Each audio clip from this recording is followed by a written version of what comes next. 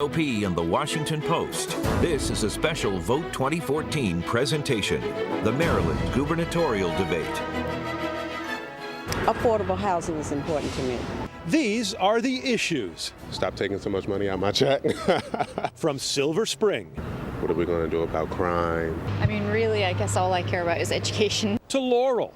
I think the Maryland economy and attracting more businesses to the state and reducing the burden on businesses. And these are the candidates. The Democratic nominee, Lieutenant Governor Anthony Brown, 52 years old, 8 years in office, military man, lawyer. I bring a wealth of experience and perhaps even more importantly, passion to build a better Maryland for more Marylanders. The Republican nominee, Larry Hogan, 58 years old, founder of a real estate firm, former state cabinet secretary, son of a congressman, political activist. You know, I'm just a small businessman and a lifelong Marylander who loves the state. And I was really completely frustrated with politics as usual in Annapolis. The campaign so far has been called among the most negative in the country. He's desperately running false attack ads against me because they're afraid of losing the race. And they should be afraid because people don't want another 4 years like the past 8 years. We're fighting for working families and middle class values, and he's protecting the smallest group of the largest, wealthiest corporations that need it the least. And in a state where Democrats outnumber Republicans by a 2-to-1 margin, polls are showing an increasingly tight race. A Washington Post poll shows Brown leading Hogan 47 to 38%. A Gonzalez research poll says it's even closer, 47 to 43%. A Goucher poll found both candidates struggling to get their message out, with Hogan showing a 28% favorable opinion rating to Brown's 32% favorable rating. And strikingly, 45% of Marylanders don't yet have an opinion on either candidate. Of course, both candidates will tell you the only poll that matters is the one taken on Election Day, and that is why debates are so important, so voters can decide for themselves which candidate best meets their needs. So now, to News Channel 8's Bruce DuPoit, the moderator of our debate between Lieutenant Governor Anthony Brown and Larry Hogan. Thank you, Brad Bell, and hello. I am Bruce DuPoit, the host of News Talk here on News Channel 8. Welcome to this Vote 2014 special, a debate featuring the major party candidates for governor in Maryland. With us in the studio are Republican Larry Hogan and Democrat Anthony Brown. Gentlemen, thanks very much for being here. It's great to have you with us this time. Thanks, Bruce. Assisting me in asking questions over the next hour, journalists from the news organizations that are co-hosting this debate. Jenna Johnson, a reporter at the Washington Post. Sean Anderson, an anchor at WTOP. It's great to have both of you here. Great to be able to work with both of you today. Same. Thanks. This debate is airing live on News Channel 8, and it is streaming live online at news8.net, WJLA.com, WTOP.com, and WashingtonPost.com. It will also air on WBFF, Fox 45 in Baltimore, on Maryland Public Television, on WNUV, and on C-SPAN. Each candidate will get 60 seconds to respond to each question posed. There will be one 45-second rebuttal, followed by any follow-up questions we wish to ask. And speaking of questions, you at home can suggest questions by using the hashtag MDDebate on Twitter. We'll do our level best to incorporate the best of your suggestions over the next hour. And with that, let's get started, gentlemen. Larry Hogan, because of a coin flip held prior to today's debate, you respond to the first question first. Maryland voters have approved at referendum gay marriage, the DREAM Act, a very liberal abortion rights measure, and a ban on Saturday night specials.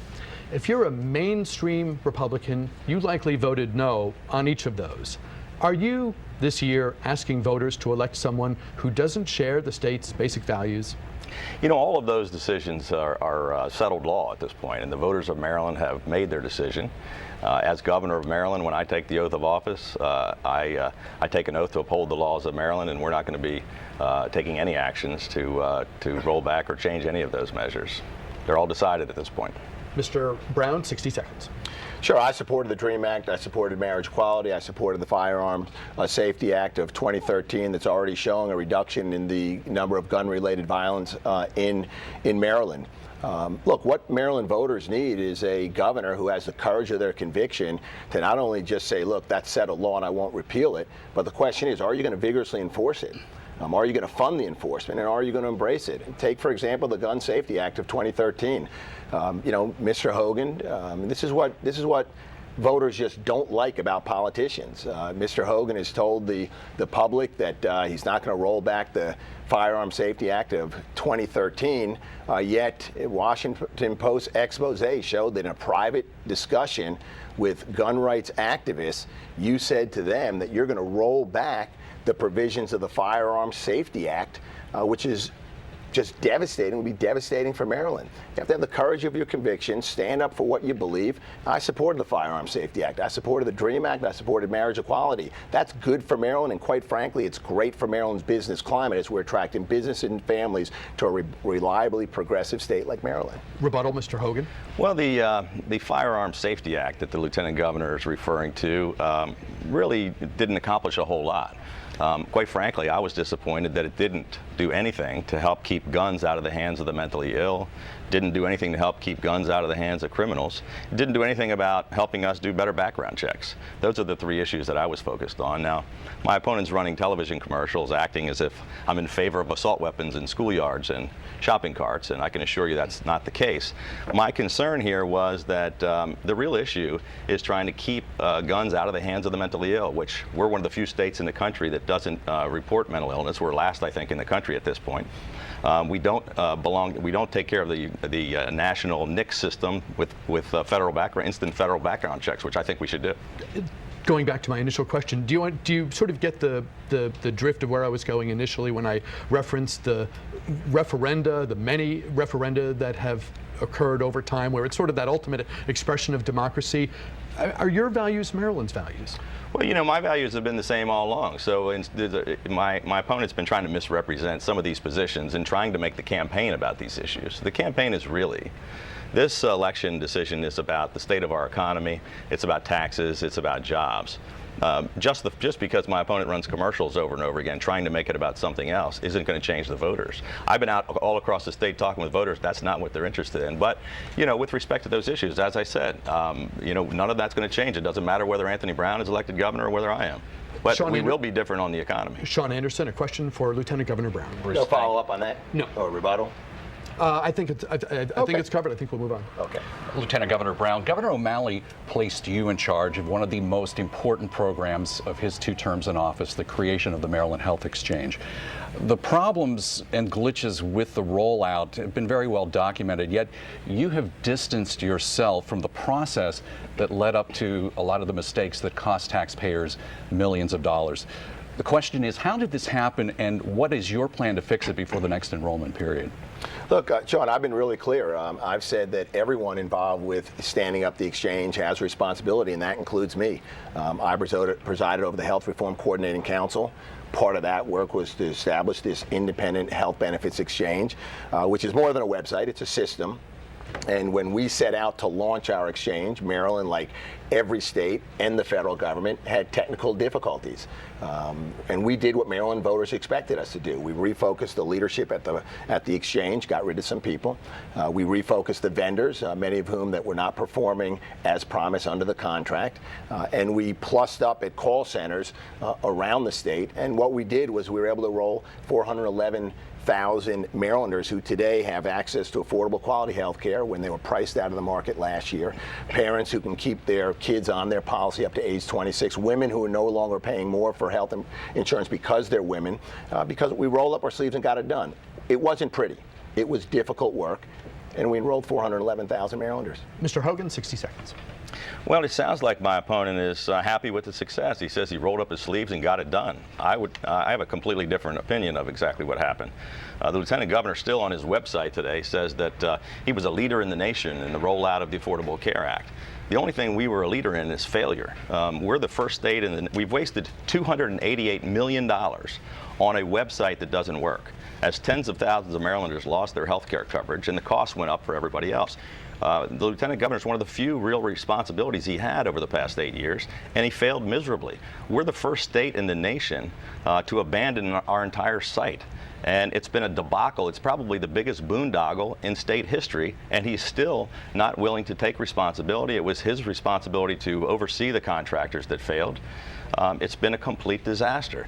And it's a major issue in this campaign. It shows the leadership. It shows his ability to manage. And quite frankly, I don't think he showed us that he earned a promotion with his leadership of the healthcare. Mr. Brown, 45 seconds for rebuttal. Sure. I spent a lifetime in service in Maryland, working to extend quality, accessible health care to more and more Marylanders. And why? I grew up in a home. My father is a physician. He treated and took care of patients in some of the poorest hospitals and neighborhoods near where I grew up. This is what my life service in public service has been all about. Look, you're misleading again the voters with large million-dollar numbers about the cost of the exchange. It would have been more costly not to launch the exchange in Maryland. We now have some of the most competitive, the lowest rates of any state exchange. Our market is so competitive that additional carriers are coming into the market, which will drive down the cost of health insurance premiums. And we're now already seeing fewer uncompensated patients without insurance showing up in our emergency departments in Maryland. The cost of inaction would have been greater. Did you have a follow-up, Jenna? So are you saying that, you just said that it would have cost more to not fix the exchange, but you will acknowledge that it is costing tens of millions of dollars additional to fix the exchange, right? Right. I think if you look at the experience around the nation, and whether it's Connecticut that has had the most successful launch, the federal government, or all of the states, every state in the federal government since the original launch has been investing more money to upgrade, improve, revamp, and modify. So Maryland's experience is not unique. This was a large IT undertaking, which we gladly undertook because we supported Maryland, the Affordable Care Act, that more and more families have access to affordable quality health care, covering their children who, with pre-existing conditions or any other family member. Look, Mr. Hogan and I fundamentally disagree on health reform. I supported the Affordable Care Act because women now have access to health insurance without paying more. They have greater access to contraceptions, and this is where we fundamentally disagree. Jenna, your next question is for Mr. Hogan. Got it. Mr. Hogan, you've said that you want to get rid of stormwater mitigation fees that a lot of counties are now charging. That money goes to clean pollution out of rainwater before it reaches the Chesapeake Bay, something that's now federally mandated. But if you get rid of those fees, where are counties going to find the money to do that work? Or are you suggesting that they ignore federal mandate? Well, stormwater management is an important issue, and it's something that we obviously need to work both with the state and the county governments to implement the federal requirement. What my concern is the rain tax that was instituted after 40 consecutive tax hikes that have taken an additional $10 billion out of the pockets of struggling Maryland families. We forced another tax on them for the rain that falls on the roof of their homes. Carroll County pushed back and said the state is trying to force counties to raise taxes. Carroll County pushed back and said, we can take care of this out of our existing budget. We don't need to raise taxes on people. But if you want to talk about finding money to clean up the bay and protect our environment and take care of stormwater management issues, there's plenty of money to go around. My opponent has drained $1.3 billion out of the environmental trust funds. They've taken money out of the Chesapeake Bay Restoration Fund, out of the Chesapeake Bay Trust. There's plenty of money to go around. If we hadn't raided the environmental trust funds, we wouldn't have to be pushing another tax down onto struggling Maryland families. Lieutenant Governor Brown, 60 seconds. Yeah, Larry, you know that during this recession and protracted recovery, there's not a single government program that didn't see either reduction in investments or flatline, and environmental programs were part of that. Look, Larry and I stand in two completely different places. I stand in the tradition of Marylanders who for centuries have understood we have to take a balanced approach to protecting the environment. Larry is standing somewhere upstream on the banks of the Susquehanna River, pointing to New York and Pennsylvania and accusing them of not doing what he refuses to do here in Maryland.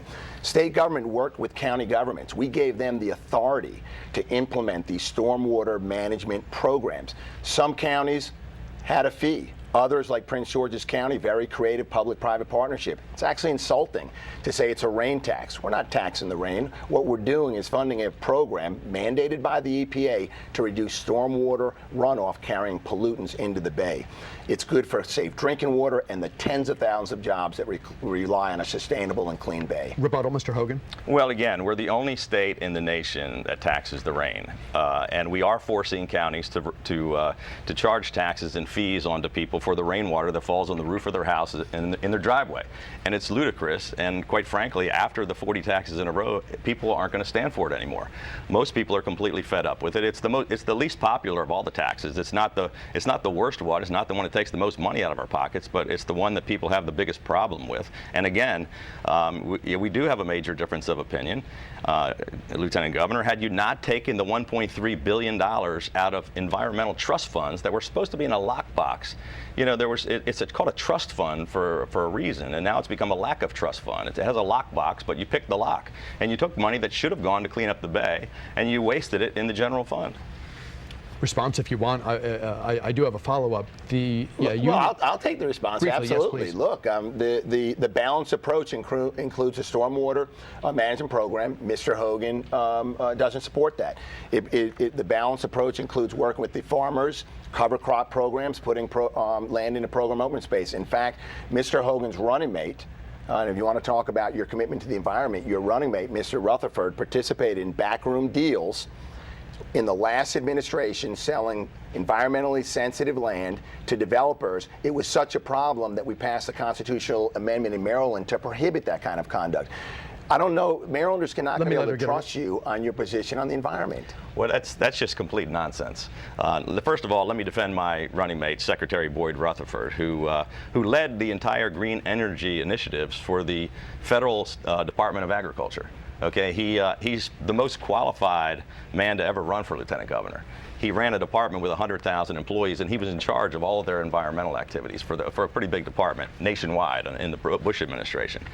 He also can you speak to the specific allegation from Mr. Brown? He just criticized my opponent for something, but I don't know what the heck he's talking about. What I do know is that that this administration, the biggest problem that we have facing the environment has been the O'Malley Brown administration, and the fact that you failed to spend that $1.3 billion on cleaning up the environment and taking care of the bay. Now, you mentioned the Susquehanna River. I'm somewhere upstream. 43% of all the sediment that comes into the bay comes down the Susquehanna River over the Conowingo Dam. And yes, we can't put all the burden on struggling Maryland families. We do have to push back against the federal government, stand up for Marylanders, and make Pennsylvania and New York pay their fair share. They're the ones dumping the sediment into our bay. Scientists and environmentalists that study these environmental issues say that the Conowingo Dam is a very small percentage. You're putting all your marbles in the Conowingo Dam, and that's not what's going to help. Most of the marbles are being put on the $1.3 billion that you stole out of the environmental trust funds. I'd like the Conowingo is the number one issue. What about the politically sensitive land that Mr. Rutherford sold off? The Clean Chesapeake Coalition says that the Conowingo Dam is the number one initiative that needs to be addressed that you've completely ignored for 8 years. I'd like to get from each of you, and if you can get it to a word, I would love it. The Union of Concerned Scientists says that we can expect in cities like Annapolis and Washington and many others significant tidal flooding by mid-century. 400 times a year was their estimate. Global warming, glaciers melting, sea level rise, our cities in peril. If you can get it to a word or two, I'd be grateful. Do you accept the basic premise that global warming has a connection to human activity and is a significant problem worthy of the time and attention of the next governor? Of course it is. Of course it does. Lieutenant Governor Brown. Yes, and unlike Mr. Hogan, I do believe that a governor in Maryland can make a difference. You know, sustainable growth, transit-oriented development, renewable energy, energy efficiencies. Thank you both very much. Let me move on. Mr. Brown, your opponent has made taxes a cornerstone of his campaign. Tax fatigue appears to be contributing to a dip in Governor O'Malley's popularity. Are Maryland residents overtaxed? Let me be clear, Bruce, that I don't see the need, nor as governor, will I raise taxes in a Brown-Ullman administration. You know, Marylanders have done their part. When faced with a 40% increase in college tuition, fiscal mismanagement by the prior administration, spikes in crime, and overcrowded classrooms, Marylanders have done their part to protect schools and roads, safe neighborhoods, and the environment. Marylanders remember those days of the prior administration and don't want to go back. What I'm focusing on, and this is where Mr. Hogan and I agree, is in tax relief for Marylanders. But where we disagree, fundamental disagreement, is Mr. Hogan would start by giving tax relief to the smallest group of the largest, wealthiest corporations. Many of them are located outside of Maryland, whereas my tax relief starts with small entrepreneurial businesses, middle-class families. Small businesses create 2 out of every 3 jobs in Maryland. That's where the tax relief should start. 60 seconds for you, Mr. Hogan. Well, so here's the thing. In 2010, in the last election, when Lieutenant Governor Brown and Martin O'Malley were running, he said, they both said, we don't envision the need for any additional tax revenues, which is the exact same thing he's saying this morning. Unfortunately, what they said and what they did was the complete opposite. He raised 40 taxes in a row. They've never met a tax they didn't like or one they didn't hike. And all of a sudden, I mean, he was arguing throughout this campaign that we can't cut our way to prosperity and my opponent wants to cut taxes and that's not the way to go. And then when the polls came out that showed that our message was resonating with voters all across the state and that we were gaining in a deep blue state in Maryland, that we had a toss-up race for governor, last week he completely changed his entire position. Now he's trying to adopt my position and say he's for cutting taxes for the middle class. You're the one that's been squeezing the middle class. You're the one that raised 38 regressive taxes that hurt people at the lower end of the income scale. I've led the fight against these taxes for the past 3.5 years. I'm the leading voice of opposition. You're the one that's been causing all the squeezing of the taxpayers. Mr. Hogan, Mr. Brown, Thank you. Rebuttal. Look, I didn't expect you to follow my campaign during the primary when we were speaking to strengthening Maryland's business climate and no taxes. But Larry, look, in order for you to provide the relief that you want, you're relying on your so-called savings plan. Baltimore Sun independently looked at your savings plan. In order for you to do it, you're calling for a $450 million cut in school construction. That's like Tulip Grove Elementary School in Bowie. That's like Clarksburg Middle School in Montgomery County. Also in your so-called savings plan, you're talking about increasing the property tax base by $300 million a year. It sounds a lot like the previous administration that said no new taxes and that you were part of and raised the property tax. You're talking about $300 million in property tax base increase, $450 million of school construction, and your so-called savings plan even had a $100 million mathematical error in the only plan that you put out on this campaign. Mr. Hogan. Well, first of all, with all due respect, Lieutenant Governor, I don't want to take math advice from a guy who says he cut $8 billion when he actually increased $10 billion, or a guy who wasted $288 million on a website that doesn't work. Okay? Look, everything he just said was not true. I'm not planning to cut 1 penny in school construction costs, and multiple news reports just today and yesterday have criticized you for this ridiculous false charge. I'm not talking about raising any taxes. 3.5 years ago, I started a group called Change Maryland. It's a nonpartisan group of 118,000 people. Our primary mission is to bring fiscal responsibility and common sense to Annapolis, and we have been the leading voice of opposition to your tax increases for 3.5 years. And it's just not credible for you, who've raised taxes your entire life and throughout your entire term, to all of a sudden say that you're going to be fiscally responsible. In terms of business, attracting businesses to Maryland and keeping here the businesses we have, are there changes in tax law, in the tax code, in the tax system that might help in this area? There's a case working its way that has worked its way from Maryland to the Supreme Court, Maryland versus Brian Wynn. It deals with taxation for companies that do business out of state and what they can claim a credit on. Are there changes in the tax code the next administration could make that would help in business growth, retention, and ultimately jobs? Whose question? Either. Sure, I'll take that. Look, I've laid out tax credits and business tax deductions for small businesses. Look, I think about Maryland success stories and Maryland small businesses. The U.S. Chamber of Commerce ranks Maryland #1 for small and entrepreneurial businesses. They've looked at small business economies across the country. They say Maryland is #1. I think about a small business owner, got his start in his parents' garage. He was hardworking, great idea, got a little bit, some capital, and even assistance from the state early on, although I won't take credit for all of that. And today he's the #2 sports apparel company. That's Under Armour. That's a Maryland success story. That's why I start with small and entrepreneurial businesses. Mr. Hogan. Well, the Lieutenant Governor says he's starting with small and entrepreneurial businesses, but as a matter of fact, he's been killing small and entrepreneurial businesses for the past 8 years. Your policies, your tax policy, your regulatory policy, and your anti-business attitude has resulted in us losing 8,688 small and entrepreneurial businesses out of the state of Maryland. It's caused us to double unemployment. We've lost 200,000 jobs. And to say all of a sudden you're going to have this plan, you have a plan to turn things around. You say you're going to make us #1 in business and job development, but we're currently number 49 in our state economy, ranks 49th out of 50 states. If you had such a wonderful plan, why haven't you implemented it for the past 8 years? I mean, did you tell the governor about this great idea you had? Quick response.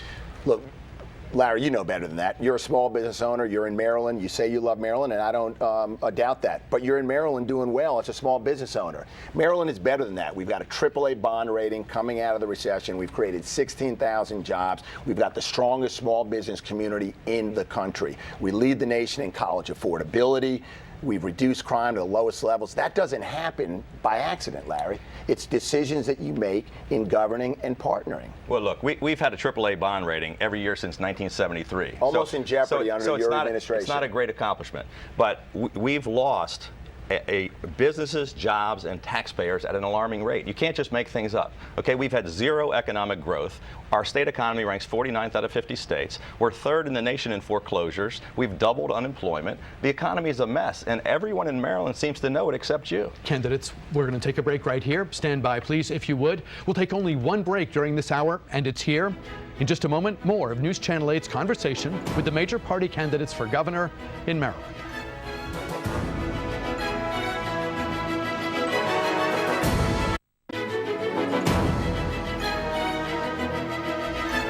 And we welcome you back to News Channel 8's Maryland gubernatorial debate. I'm Bruce DuPoit. We're with Anthony Brown, a Democrat and the state's current lieutenant governor, and Larry Hogan, a Republican businessman who served in the cabinet of former Governor Bob Ehrlich. Joining me in asking questions here today, WTOP's Sean Anderson and Jenna Johnson of the Washington Post. Sean has the next question. It's for Larry Hogan. Bruce, thank you. Mr. Hogan, you claim that there is $1.75 billion in waste and fraud that can be cut from the state budget that's already been flagged in state audits. The Brown campaign, though, has ripped apart your numbers, and in fact, it says you made more than $1 billion in errors in calculation, and many of these cuts don't exist. Do you have a revised number, or do you stand by that number? Well, here's the thing. It last 10 days before the voting starts, there's all kinds of accusations flying back and forth. Look, the numbers that we're talking about was only a couple dozen of the 300 audits that have already been done. There have been 300 audits that have been done by the federal government and by the Department of Legislative Services that have just identified rampant waste, fraud, abuse, duplication of effort throughout all of state government.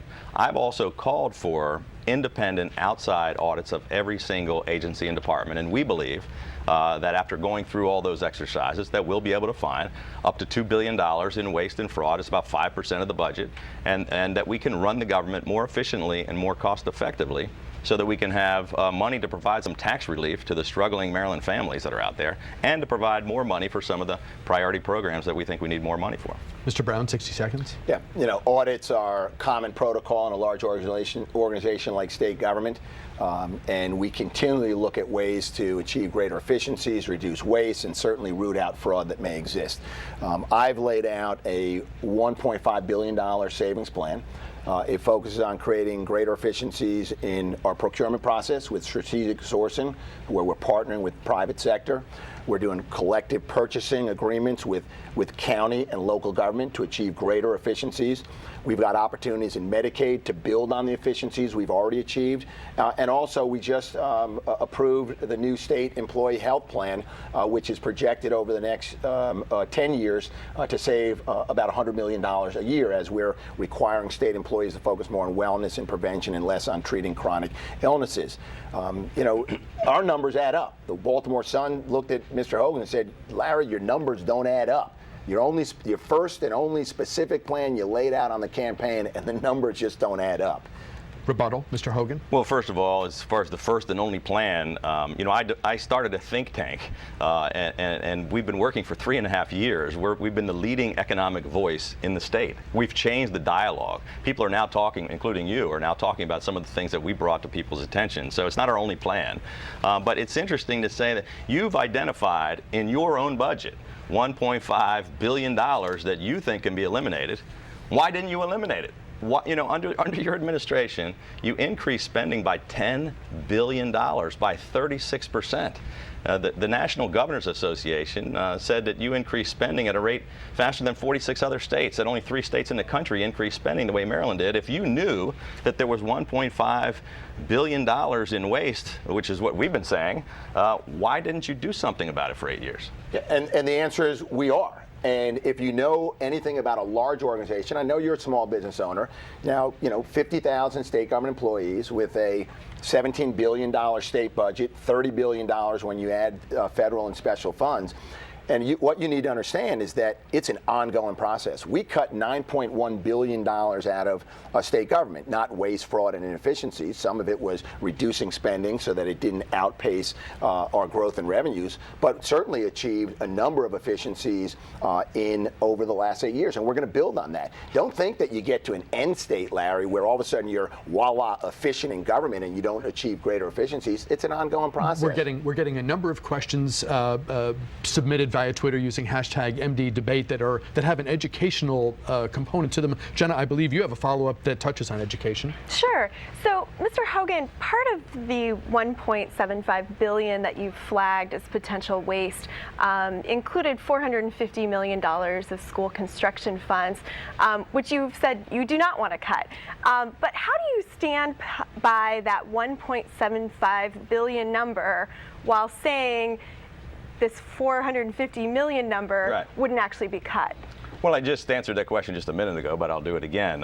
That I said that was only a couple of dozen of the 300 audits that we have to go through, and that we're going to call for additional audits of every single state agency and department. I didn't stick by the $1.75 billion number. I said I think we can find up to $2 billion in waste and 5% of the budget. It's a $40 million budget, and that it's going to be an ongoing, continual process.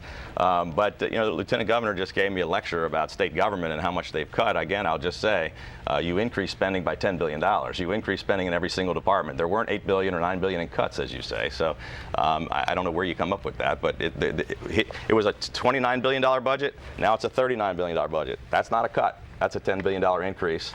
And I don't know what kind of math you're using. Maybe it's Common Core. I detected a furrowed brow as Mr. Hogan was speaking. Well, I mean, if Mr. Hogan doesn't want to answer the question, and again, this is what voters just dislike about politics and politicians. You're asked a very straight-up question.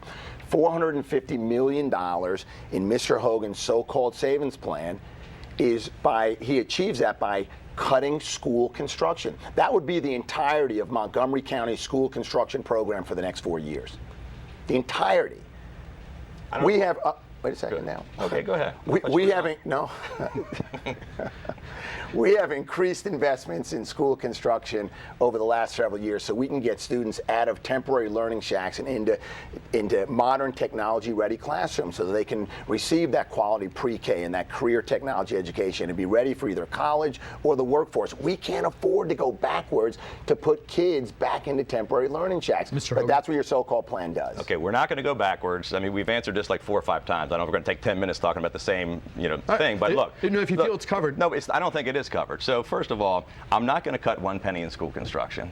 Okay, and we're going to focus on trying to improve this economy so we can have more revenue, so we can actually spend more money on school construction. When I was serving in the Ehrlich administration, we doubled spending on education. We doubled school construction. My running mate, Secretary Boyd Rutherford, who was the Secretary of DGS, was in charge of all real estate and construction for the state of Maryland, and he sat on the intergovernmental agencies that reviewed school construction, and it's going to be a big priority for us. Jenna Johnson, a question for Lieutenant Governor Brown. Got it. Lieutenant Governor, you've said that you want to provide free half-day pre-kindergarten classes to all 4-year-olds by 2018. You said that would cost about $138 million and that the money would come from casinos. What happens if that money doesn't come through or it dries up? What's your backup plan for funding that? Sure. So we're going to expand universal voluntary pre-K to all Maryland 4-year-olds by 2018. It's about a 2% increase in the education budget. 2 years ago in the General Assembly, we revised the expanded gaming formula for education so that you could use it for pre-K education. So we're going to use that. Look, if revenues come up short, that's true whether it's for expanded gaming or in any other revenue source for Maryland. We're going to do what we always do, which is make sure that there are no new taxes in this administration, that we don't jeopardize our AAA bond rating. We have a balanced budget that comes in with spending and debt affordability. And within all those parameters, you will see in a Brown-Ullman administration that education is a top priority. And top of that list of that education priority is expanding pre-K education. Let me take the last 12 minutes to say, Larry, if you're going to take credit for the Ehrlich administration's work, you got to take credit for the 40% increase in college tuition. You appointed 10 of the 14 members of the Board of Regents. They increased it by 40%. You can't only take the good and not the bad. 60 seconds, Mr. Hogan. Well, so I was going to go back to now he's got a new question thrown in there, but hey, let's take that one. First of all, I've never supported one penny in increases in tuition my entire life. You've increased tuitions 5 years in a row, and I've been the leading voice of opposition to those increases in tuition that you and Governor O'Malley pushed through. So you keep going back. I can't be blamed for everything that happened in the Ehrlich administration. I was talking about a specific thing that my running mate was involved in with respect to school construction, but I had nothing to do with tuition increases. Pre-K, we both agree that pre-K would be a wonderful idea, that we ought to try to strive to expand pre-K, but your plan is just, smoke and mirrors. You're talking about, you don't come up with how you're going to pay for it. You don't really have a plan on how to implement it. And your plan says it's not going to happen until 2022, and yet you're just using it as a campaign, gimmick to make people think that it's going to happen, and it's not. We've already started to implement pre-K and enrolled 1,600 students this year. Look, Larry, what Marylanders are looking for are leaders who have the courage of their conviction to say, these are the decisions we made, and this is why we made them. You were part of the prior administration. Look, either stand up and take responsibility. You were a senior member of the administration. You were the partisan boss, where you made most of the appointments. In fact, you were under investigation and subpoenas because you fired state government employees because they were Democrats. Stand up for your conviction. Okay. That's what Maryland voters are expecting. Let's talk about that. First of all, it wasn't the Ehrlich-Hogan administration. It is the O'Malley-Brown administration. You haven't taken responsibility for your two primary jobs were economic development, where you lost 8,000 businesses and 200,000 jobs, and healthcare, where you lost $288 million on a failed website. Look, I was credited as the appointment secretary. I appointed 7,300 people to all three branches of government, and we've been credited with appointing the most bipartisan, most diverse, and most inclusive administration in Maryland history. And the thing you're talking about was completely, we were completely exonerated. There was no wrongdoing whatsoever. But how do you plead on this notion that you were the partisan boss? I appointed the most bipartisan administration in history, so I guess I was the bipartisan boss, if you want to say. The next question is for you, Mr. Hogan, and it's from me. If you're elected, you will serve with a General Assembly that is overwhelmingly Democratic. Right. Huge, strong Democratic majorities in both the state Senate and the House of Delegates. We know how your former boss, Mr. Ehrlich, struggled in that environment. In terms of specific legislation, not general principles around which I think we all agree, I'm imagining you standing up on the first day of the session, first week of the session, and laying out your agenda. What can you get through this assembly? Well, first of all, my entire life has been about bipartisanship and nonpartisanship. I started the largest independent nonpartisan group in state history. We have 118,000 people involved, and nearly half of them are Democrats and independents. And I've been saying throughout this entire campaign that this is not a fight between Republicans and Democrats. It's about Maryland's future. That the only way we're going to solve these serious problems that are facing us is to sit down at the table together, reach across the aisle, and come up with real common sense bipartisan solutions. And that's exactly how I intend to govern.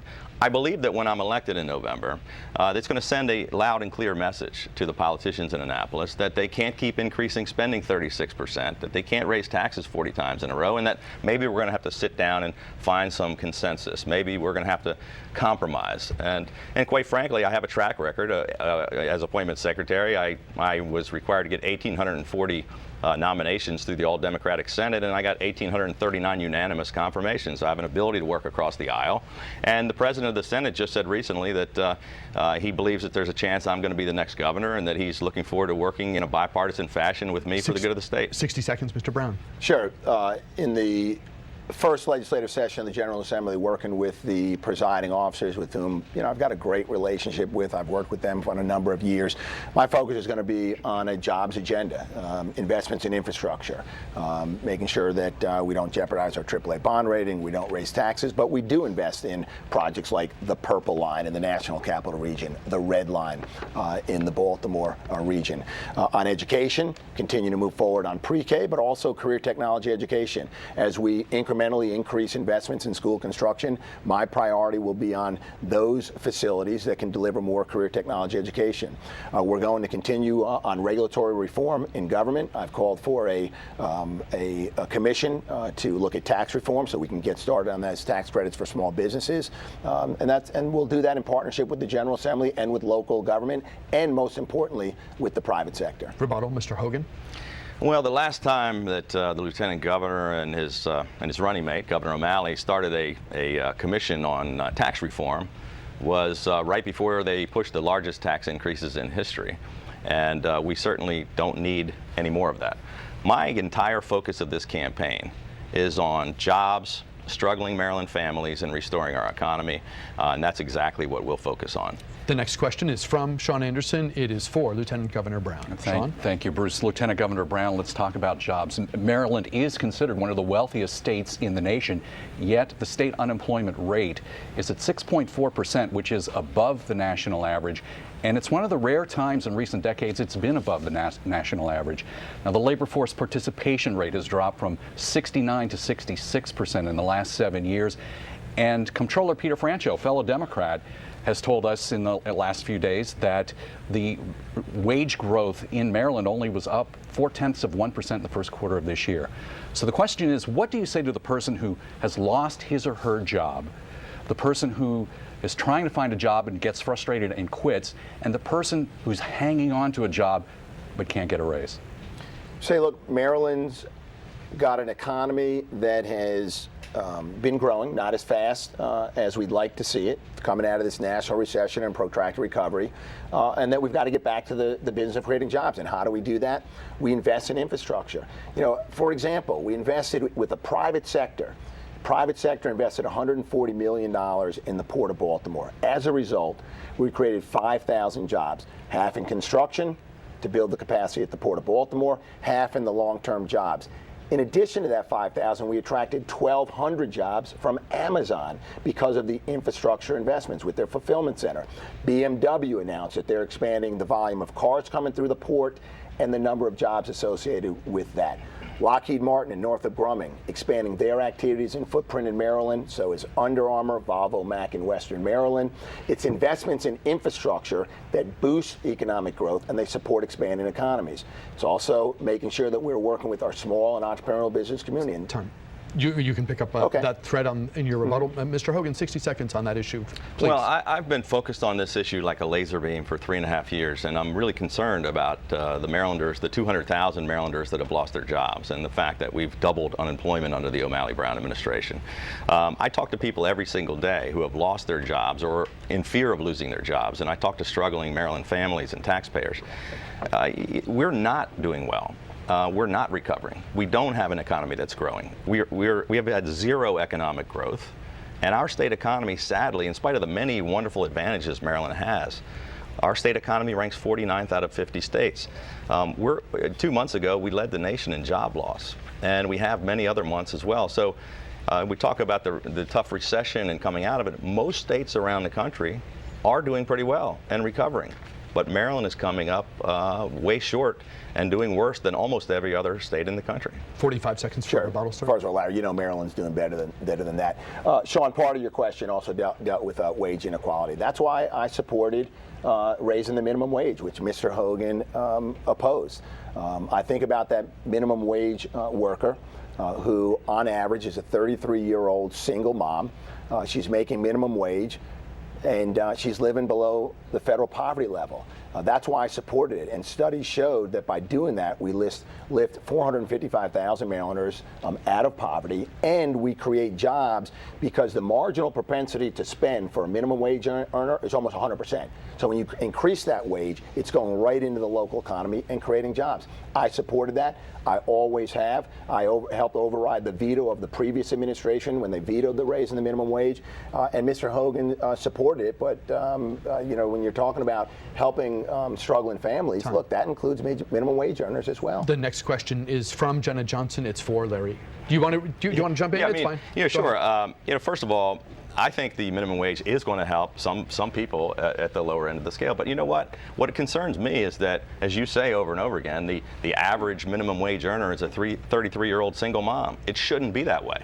I want to create better jobs and higher paying jobs and bring more companies and more businesses and more jobs back to the state so that single mom isn't making minimum wage. That's the real issue. But the minimum wage is going to help some people. It's also going to, by most estimates, cost us 12,000 to 14,000 jobs, and some small businesses are going to suffer. But let's talk about when you raise taxes 40 times in a row, and the regressive taxes that hurt the poorest of Marylanders the most. That's like taking away the minimum wage increase. It's, a tax increase is reducing their take-home pay. I've got my eye on the clock. Jenna, your next question is for Larry Hogan. Great, thank you. Mr. Hogan, let's go back to an accusation that the Lieutenant Governor made earlier in the debate about gun rights.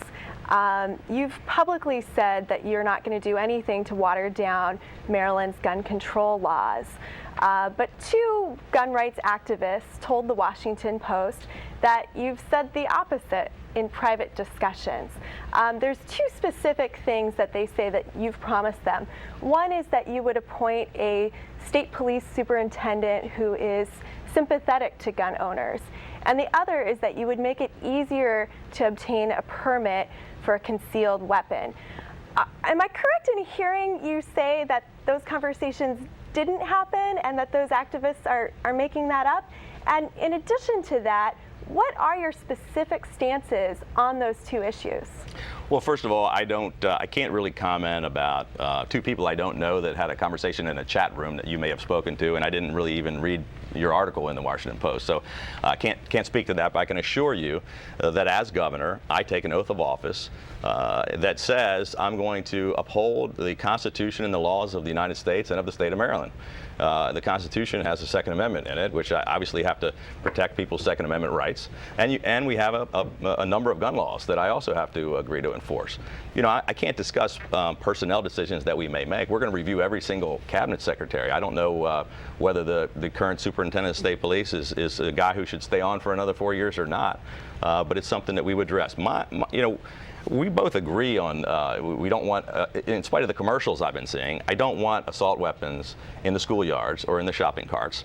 What I've been really focused on, this bill was passed. The only thing it really has accomplished so far is to drive up gun ownership. It was the biggest increase in gun sales ever. But it hasn't done anything about crime or keeping guns out of the hands of the mentally ill, which is what I want to focus on, or about instant background checks and federal registration, which 38 other states do and we don't. You'll have a second bite at the apple during rebuttal. 60 seconds for you, Lieutenant Governor. Senate Bill 281, I supported. That's a Firearm Safety Act that Jenna asked about. I support it. In response to the Baltimore Sun questionnaire and throughout the Republican primary, Mr. Hogan said, Senate Bill 281, I oppose. It banned assault weapons. He opposed it. It banned high-capacity magazines. He opposed it. It provided for fingerprinting and common-sense background checks to prevent straw purchases. He opposed that. You opposed that. And Larry, in private, you First said... of all, I didn't oppose any of those things, but we'll get it's to his time. This is his time. In private, you said to gun activists, gun right activists, you'll roll it back by executive order and you'll appoint a superintendent that will loosely interpret the laws. Marylanders deserve better than that. There's no family that is immune from violent crime or any crime. My cousin Kathy was shot and killed 6 years ago. That's why I fought to pass the Firearm Safety Act, to give judges greater authority to order domestic abusers to surrender firearms. That, coupled with courageous men and women in law enforcement in our communities, that's why we're making progress in driving crime. We cannot dangerously roll that back, Larry. Rebuttal, sir. Well, you know, it doesn't matter how many times you repeat a lie. It's not going to make it true. And I never opposed limiting assault weapons. I never opposed background checks. I'm very supportive of those things. The only problem I had with SB 281 was it did not go far enough. That we're last in the nation in reporting mental illness, which is a huge problem with some of these cases that prompted the bill in the first place. That we're not doing enough to keep guns out of the hands of criminals. That we're not doing instant background checks like other states. I want more background checks. I want things to be tougher to keep guns out of the hands of people. So, you know, you can't just keep repeating the same thing when it's not true. Larry, you just described the dysfunction in Washington, D.C. A bill doesn't go far enough, so I'm not going to support it. Larry, the bill made progress. Reasonable background checks with fingerprinting. Wait a second, Larry. With fingerprinting, banning assault weapons and large capacity magazines. Now listen, if it didn't go far enough, you support the bill and you come back and you build on it. But what you did is you said, no, I'm not going to ban assault weapons. No, I'm not going to support reasonable background checks and fingerprinting. And no, I'm not going to limit high capacity magazines. First of all, everything he just said is absolutely false. First of all, I don't have a vote. I didn't come out and oppose the bill. I said later on, I was the only Republican in the Republican primary who said we're not going to repeal SB 281, that I don't want to roll it back, and that my concern was these two issues. So what you're saying just isn't true. Because it's time for closing statements. We flipped a coin prior to the debate. Accordingly, Mr. Brown, Lieutenant Governor Brown, you get to go first. 2 minutes for your closing statement. Thank you. First, I do want to thank Larry for participating in the debate, and I want to thank the panelists and our sponsors. Look, Maryland is a great state because of the work that we've done together. We've driven crime down to levels we haven't seen in 4 decades. We have some of the best schools in the nation, closing the gap, the achievement gap. We lead the nation in college affordability, and we have one of, if not the most skilled, educated workforces in the country. We're now back into the business of investing in infrastructure, like projects like the Purple Line, the Red Line, new school construction. But let's face it, this election is not about the past and where we've been. This election is about the future and where we're going. I spent 30 years in the United States Army, both reserve and active duty. I had an opportunity to lead soldiers, to train them, to care for soldiers and their families, to send them on missions, often in some very unforgiving and dangerous environments, and did everything I could to make sure that they had the training, the resources, and the leadership to complete their mission and to come home to the families that they love as well as to this nation. I had the privilege of leading patriotic men and women on a number of campaigns in service to our country. Today, I'm on a different mission. This is a mission for Maryland's future. The fight is different, but it's just as important for Maryland families. And this November, voters are going to have a clear choice. Are we going to wake up every day? And this is what Ken Ullman and I will do every day, fighting for Maryland working families and middle-class values, values that we share with most Marylanders? Or are we going to wake up following Mr. Hogan, who favors and protects the smallest group of the largest corporations, the wealthiest that need it the least? I'm getting up every day with you, fighting for Maryland. I need you in the next 3 weeks on this campaign. I need your vote on November 4th, but more importantly, I need you to work with me and my running mate Ken Ullman as we build a better Maryland for more Marylanders. Larry Hogan, 2 minutes for your closing statement, sir. Well, the Lieutenant Governor likes to say that he wants to build a better Maryland for more Marylanders. But over the past 8 years, he's made it a much worse Maryland for almost all Marylanders. I happen to believe that our state is way off track and heading in the wrong direction, and that we simply can't afford another 4 years of the same failed policies. 40 consecutive tax hikes have taken an additional $10 billion out of the pockets of struggling Maryland families and small businesses. It's caused us to lose 200,000 jobs. Unemployment has doubled. We're number 3 in the nation in foreclosures. We've had 0 economic growth, and our state economy ranks 49th out of 50 states. We just can't take that anymore. We've got to go in a different direction. Folks, this is not just your typical fight between Republicans and Democrats. It's more important than that. This is a fight for Maryland's future. And the decision that we make in the next 22 days will have a lasting impact on the future of our state. It's a very important decision. And it really all comes down to this. If you're comfortable with the status quo, if you're happy with the direction that our state is heading, and you believe that another 4 years, another third term of O'Malley Brown policies would be good for you, your family, your future, and our state, then I think you should vote for my opponent. But if you agree with me that our state is way off track and heading in the wrong direction, and that new leadership is needed, then it doesn't matter what part of the state you live in or what your party affiliation is. You need to vote to bring about that change. I want to thank you for the opportunity to be here today. I want to thank the voters for tuning in and watching tonight. And I hope that you'll consider voting to go in a different direction. This election is in 22 days, and I'd be honored to have your vote, and I look forward to serving as your governor.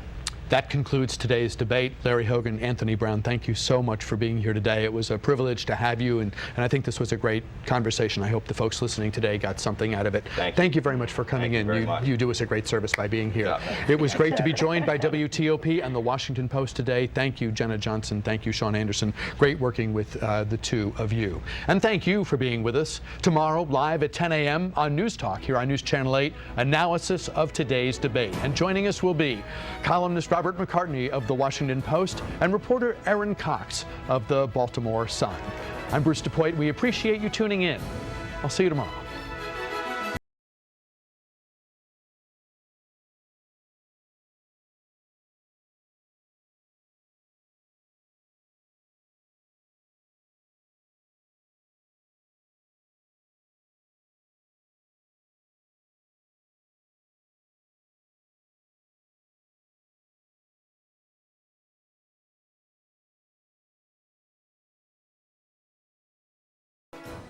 Programs on MPT are made possible by our members and the following.